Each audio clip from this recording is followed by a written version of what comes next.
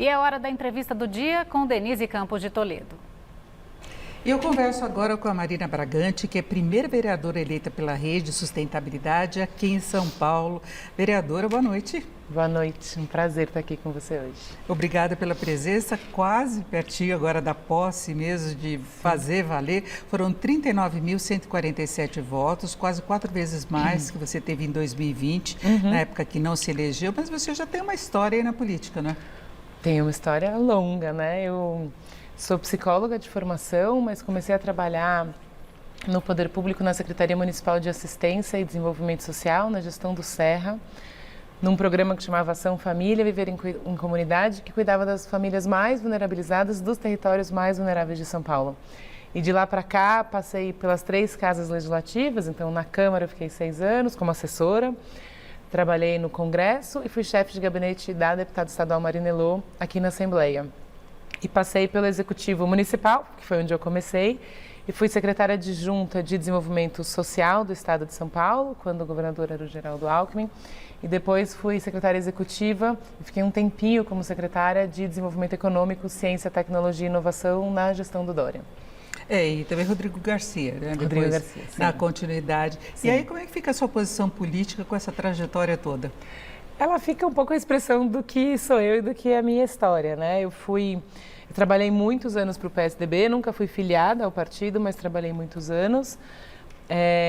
Na última eleição, a Rede e o PSOL são federados, então eu estive na chapa do Boulos e fui a candidata da ministra Marina Silva e da deputada estadual Marina Elô. E acho que é justamente essa forma que eu sei fazer política, que eu acredito na política, que é podendo conversar com quem pensa diferente e não só conversar, mas atuar e trabalhar para, de fato, melhorar a qualidade de vida da população. E acho que isso, eu falei muito durante a campanha, que eu acho que essa é uma das coisas mais bonitas que eu tenho para oferecer para São Paulo, assim, é a habilidade de construir pontes, de fazer isso com gosto, assim, eu gosto de fazer isso, eu sei fazer dessa forma.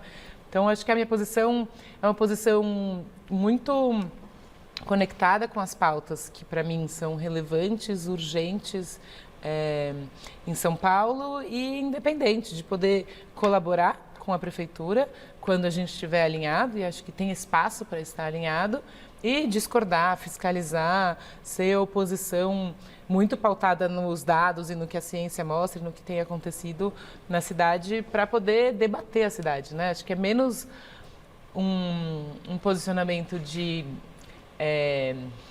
lacrar e brilhar, mas mais de como para que cidade que a gente está trabalhando, para que futuro que a gente quer levar a cidade. Então, é até uma política mais tradicional que a gente espera que seja retomada no Brasil, sem a polarização, sem aquele eu, você, nós e eles, né? Aquele confronto e também a lacração através de redes sociais, porque teve muita gente que se elegeu exatamente dessa forma.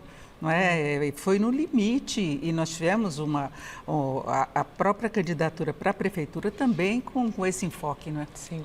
Eu acho que as redes sociais, elas podem ser usadas na política e devem ser usadas para a gente ampliar o contato e a relação com a população.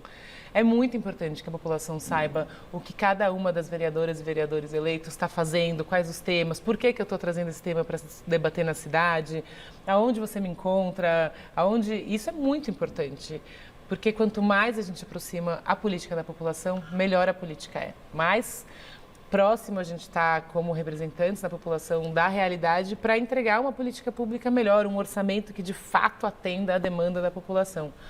Mas a rede social, ela tem, para mim, esse espaço de relevância. Ela não pode ser um fim per se, né? Você não pode, no meu entendimento, entrar para a vida pública para crescer os seus likes, para crescer os seguidores e tudo. É o inverso, né? Usar a seu favor a rede, não ser usado pela rede. E é muito difícil, porque, vou te contar, assim, durante a campanha, a minha rede social estava mais quente, porque as pessoas estavam conectadas com a campanha, quem que estava, quem era candidato, seguindo, acompanha, tal, quer saber, manda 1000 perguntas. E isso te alimenta, assim. Se você não presta atenção e não sabe para que é o seu propósito, como que você quer de fato debater a cidade, é muito fácil de você entrar, né? Assim, você se empolga com aquele processo todo. Eu acho que a gente está num momento muito importante de debater a nossa relação com as redes sociais como sociedade. E a política é um ótimo espaço para fazer isso também. Agora, Marina, você já tem uma formação meio que encaminhada para a política. Antes de você entrar, você tem mestre em administração pública por Harvard, você passou pelo Renova BR, que é uma escola de formação política suprapartidária, então já não tem esse foco específico na política. Mas eu queria saber em relação à atual gestão do prefeito Ricardo Nunes. Você também é líder da bancada do Clima, que reúne vereadores eleitos no Brasil, 57 vereadores. Clima, ações relacionadas ao meio ambiente seriam sua prioridade em termos de pautas? Serão, certamente. Eles são e serão.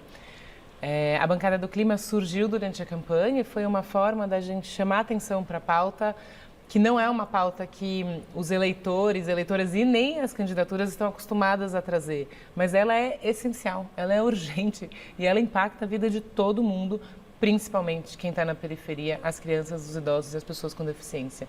Então, durante a campanha, a gente entendeu que pensar uma mobilização que fosse no país inteiro podia trazer a força para a pauta que é importante e deixar muito claro que o que acontece nesta pauta, e acho que isso é o desafio, mas é também uma das belezas, o que acontece em São Paulo impacta a vida de todo mundo do país. Na verdade, do mundo, né? Porque está conectado. Então, foi nesse sentido que a gente pensou a bancada. E quando a gente organizou, a gente entrou em contato com uma vereadora de Porto Alegre, um vereador de Aracaju, uma vereadora de Goiânia, eu aqui em São Paulo, e uma candidata vereadora em Manaus. Pensando diversidade de partidos, então PSOL, Rede, PSDB, de raça, de cor, de gênero, muito para poder trazer a pauta do clima como uma pauta de todo mundo. Porque o que ela tem acontecido com ela, na verdade, no nosso país, é que ela tem ficado como uma pauta identificada com a esquerda, mas ela não pode ser. E aí tem o negacionismo de direita, mas todo mundo sente os efeitos, né? Os eventos climáticos estão aí. Você falou do Rio Grande do Sul, aquelas inundações que a gente nunca viu. São Paulo teve dias com o pior clima do mundo. A pior qualidade do ar do mundo. A gente estrelou nesse ranking durante a campanha. E a cidade não se manifestou. Não se manifestou com relação ao que impacta a vida das pessoas, como é que a gente cuida enquanto a qualidade do ar está ruim, o que a gente faz? Usa máscara, não usa? Para de fazer exercício físico nas escolas, suspende a educação física, toma mais água. A gente não está acostumado a pensar sobre isso. E isso significa que a gente precisa correr para se adaptar à emergência climática, porque ela já aconteceu. E ela vai piorar e ficar mais frequente e mais intensa. Agora, hoje, quais seriam as prioridades para São Paulo nesse sentido? Olha, são muitas. Mas a ciência já mostra que com a emergência climática, a temperatura vai ficar muito mais quente e muito mais frio e vai oscilar bastante. Então, a gente precisa cuidar tanto da população em situação de rua quanto da população periférica para poder garantir que as pessoas tenham como suportar o calor e suportar o frio. Que o clima vai ficar mais seco. E a gente tem vivido isso em São Paulo fortemente. Então, impacta a saúde. Tem que planejar o posto de saúde para receber as crianças, principalmente, que são as mais prejudicadas, mas todo mundo, assim. Quantas pessoas virão? Como é que a gente organiza isso? De agosto à primeira semana de setembro, a gente teve 75 óbitos por causa da qualidade do ar. Então, não é brincadeira. De fato, a gente precisa se mobilizar. A gente vai ter chuvas torrenciais com mais frequência e mais intensidade. Então, a gente precisa pensar nas enchentes, no deslizamento. E isso tem uma série de soluções possíveis que não são grandes infraestruturas. Tem algumas incrementais que a gente pode começar a fazer já, que não custam tanto. E tem outras mais estruturais que precisam também começar a ser feitas desde já. A outra coisa é os ventos. O vento vai ficar mais forte. E São Paulo, como a gente tem, agora a gente está fazendo corredores de prédios que também canalizam o vento, ele vai ficar muito mais forte. Então, repensar a infraestrutura da cidade a partir deste entendimento vai ser muito relevante. Até a revisão do plano diretor acabou agravando as perspectivas nesse sentido, né? A construção de prédios mais elevados, uma série de coisas, adensamento habitacional. Aí você repensa a questão de árvores, que precisa ter árvores na cidade, mas você não pode ter aqueles problemas relacionados à energia, por exemplo, e queda de árvore. Sim. Então tem que ser uma coisa muito planejada, né? Acho que só um recorte que é adensar a cidade é importante e acontece no mundo inteiro, porque as pessoas precisam morar perto de onde tem o transporte, de onde está o trabalho, né? A cidade do 15 minutos. Então, podemos pensar São Paulo dessa forma, desde que esse adensamento seja pensado de fato para que as pessoas usem o transporte público. Porque se ele é adensado em torno do transporte público, mas a gente não direciona para que elas usem, a gente vai só levar carro para um monte de lugar concentrado. Então, só para fazer isso que é importante e ter é a relevante frota não e poluente é uma também, não é? tendência. Agora, a gente precisa olhar para as árvores. Não dá para matar árvore. Não dá. O mundo inteiro está trabalhando nessa direção, assim, construindo corredores verdes, como fez Medellín, aqui perto, na Colômbia. Corredores verdes dentro da cidade que ajudam a diminuir a temperatura nas ilhas de calor. E a gente viu, de novo, em agosto, ou acho que foi setembro, que saiu uma pesquisa falando da diferença da temperatura entre Morumbi e Paraisópolis. É de 9 a 10 graus. E absorção muita de água coisa. também, no caso de chuva, né? Também A absorção tem isso. de água. O corredor verde tem um impacto na temperatura, na qualidade do ar, o chão para absorver e tem um impacto na saúde mental. Tudo isso está numa construção de que cidade a gente quer. A gente quer uma cidade onde as pessoas melhorem a qualidade de vida, aproveitem a cidade. E São Paulo tem muita coisa para ser aproveitada. Agora, Marina, pela composição nova da Câmara, você acha que essa pauta vai ter espaço pela composição? Porque tem negacionistas que foram eleitos também. E entra esse confronto esquerda e direita como se o clima tivesse ideologia. Não é? Várias outras pautas, a gente já teve essa questão, por exemplo, em relação à saúde. Mas você vê condições do encaminhamento? Acho que menos do que eu gostaria, mas vejo. Vejo porque, primeiro que eu sou uma otimista. Se eu não fosse, não teria entrado na política.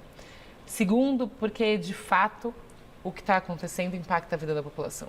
E eu acredito que as pessoas que entram para a política, pode ser de direita ou de esquerda, têm um compromisso de olhar para as pessoas e são cobradas por isso.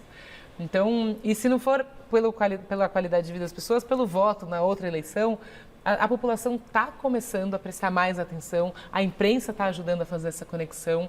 Então, eu realmente acho que não vai dar para pensar sobre São Paulo nos próximos 4 anos sem olhar para a pauta da sustentabilidade. Acho que tem movimentos nacionais e internacionais que pressionam a iniciativa privada, o governo, para que a gente corra contra o tempo, porque é disso que a gente está falando. E tem muito recurso para ser investido na adaptação e produzir resultados da cidade. rápidos. É isso. Então a gente torce para que tenha sucesso essa pauta aí que é tão relevante para todos nós. E Marina Bragante pensa até no futuro, né? Ela tem 3 gêmeos, ela me contou, 3 com 6 anos. Então eles têm um futuro enorme aí para encarar essas mudanças climáticas e tomara que seja um ambiente melhor. Eu conversei com a Marina, que é a primeira vereadora eleita pela Rede Sustentabilidade aqui em São Paulo. Muito obrigada pela presença. Muito obrigada, Inês. Foi um prazer. Contem comigo para trabalhar por São Paulo, para fazer São Paulo mais verde. Boa sorte com essas pautas, então. Obrigada. Boa noite para vocês.